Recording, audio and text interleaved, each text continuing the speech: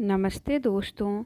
हमारी कहानी का शीर्षक है गरीब माँ का 13वां 2 बार मनाया गया। यह ऐसा शीर्षक है जिसके बारे में सुनकर के हमें अपने आप पर शर्म आने लगी है। माँ तो गरीब रह गई, लेकिन गरीब माँ के दोनों बच्चे बहुत ही अच्छा सरकारी नौकरी करने लगे। माँ को जीते जी खुशियाँ नहीं हासिल हुई, लेकिन शायद स्वर्ग में जाने के बाद माँ का सीना खुशी के मारे 2 गज फूल गया। गरीब माँ, जिसके 2 बेटे थे, दोनों बेटों का नाम राम और श्याम था। राम और श्याम पढ़ने में बहुत अच्छे थे। राम सरकारी डॉक्टर बना, श्याम सरकारी इंजीनियर बना।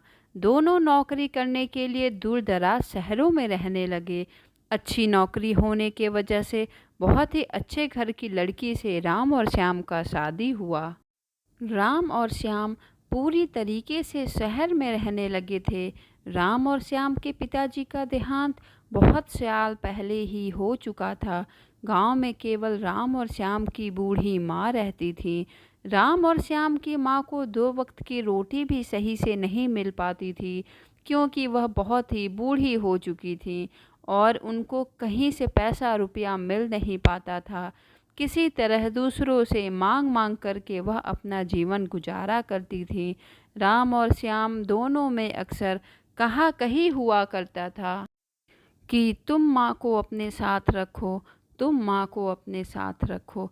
इसी चक्कर में माँ लड़ाई झगड़ा को रोकने के लिए अपने दोनों बच्चों से कहा करती थी कि मैं अकेले गांव में ही ठीक हूँ, मुझे कोई भी तकलीफ़ हो, दिक्कत यहाँ पर नहीं होती है। राम और श्याम जब भी अपने माँ से पैसे रुपए के लिए पूछा करते थे, तो उनकी माँ यह कह देती थी कि हमें पैसे की कोई ज़रूरत नहीं, जबकि राम और श्याम को खुद ही यह बात सोचना चाहिए था कि हमारी माँ को कहाँ से पैसे मिल रहे हैं, हमें पूछने की क्या ज़रूरत है।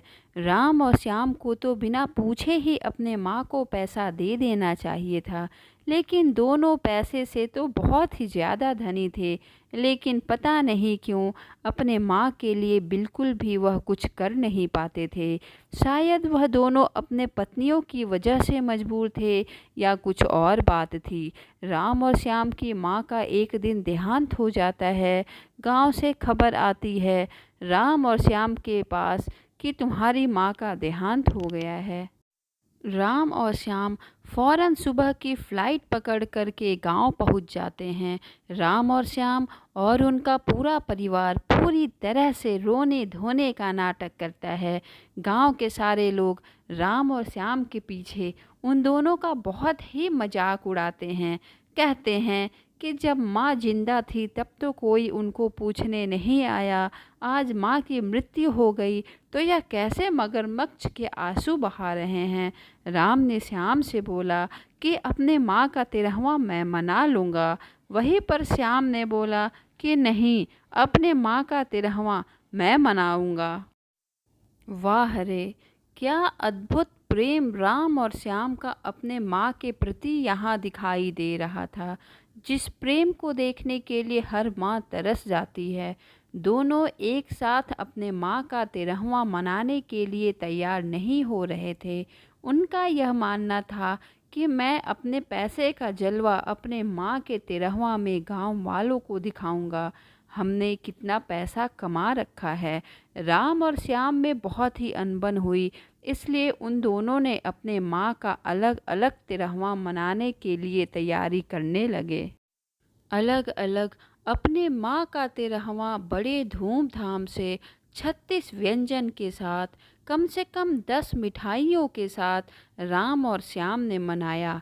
केवल अपने ही गांव में नहीं, बल्कि अपने गांव के अन्य अगल बगल दूसरे गांव के लोगों को बुला कर के भी राम और श्याम ने 13वां का भोज लोगों को बड़े खुशी के साथ खिलाया कि अब तो हमारे माँ को ज़रूर स्वर्ग मिल जाएगा। अब गांव भर में यह चर्चा होने लगी कि राम की पार्टी ज़्यादा अच्छी थी कि श्याम की पार्टी ज़्यादा अच्छी थी। उन्हीं में से गांव के कुछ पुरुष थे जिन्होंने राम और श्याम के 13वें के पार्टी में भोजन नहीं किया। राम और श्याम ने उन कुछ पुरुषों से पूछा कि आपने क्यों भोज नहीं खाया। उन्होंने राम और श्याम के माँ के बारे में राम और श्याम को बताया। उन्होंने राम और श्याम को बहुत ही ज़्यादा बेइज्जत किया। उन्होंने कहा, तुम किस तरीके के पुत्र हो? तुम्हारी माँ की वजह से ही तुम दोनों आज पढ़ कर के डॉक्टर और इंजीनियर बने हो। जब तुम्हारी माँ यहाँ पर जिंदा थी तब वह दो दो रोटी के लिए तरसती थी। वह दूसरों से मांग मांग करके अपना गुजारा करती थी। आज जब उनकी मृत्यु हो गई है तब तुम दोनों इतने धूमधाम से उनका 13वां मना रहे हो। वह भी स्वर्ग में बैठ करके क्या देख रही होंगी कि हमने भी किस तरीके के बच्चे को जन्म दिया है। जीते जी जिसने हमें एक रोटी भी नहीं दिया, वह मरने के बाद दोनों बच्चे अलग अलग हमारा 13वां मना रहे हैं, जो कि हमारे समाज में, हमारे रीति रिवाज में ऐसा होता ही नहीं है। एक इंसान का केवल एक बार ही तरह मनाया जाता है। किस तरीके के तुम नालायक पुत्र हो। भगवान न करे तुम्हारे जैसा बेटा किसी भी माँ को दोबारा मिले। राम और श्याम एक दूसरे को देखने लगते हैं। दोनों की आंखों में आंसू आने लगता है। शायद राम और श्याम को थोड़ी तकलीफ़ होती है। दोस्तों, इस कहानी से हमें यही सीख मिलती है कि हमें किसी के लिए जो भी करना है वह जीते जी ही हम कर दें। मरने के बाद कौन कहाँ चला जाता है। किसी का 10-10 बार नाम लेकर के रोने से, यह सब नौटंकी करने से कुछ भी फ़ायदा नहीं होता है। इसलिए जो पुरुष या महिला, जो भी इंसान ज़िंदा है, उसका कद्र करना सीखें और पूरी तरीके से कद्र करें। अगर आपको हमारा वीडियो पसंद आया हो तो आप हमारे चैनल को लाइक करिए, शेयर करिए एंड सब्सक्राइब करिए। Thank you.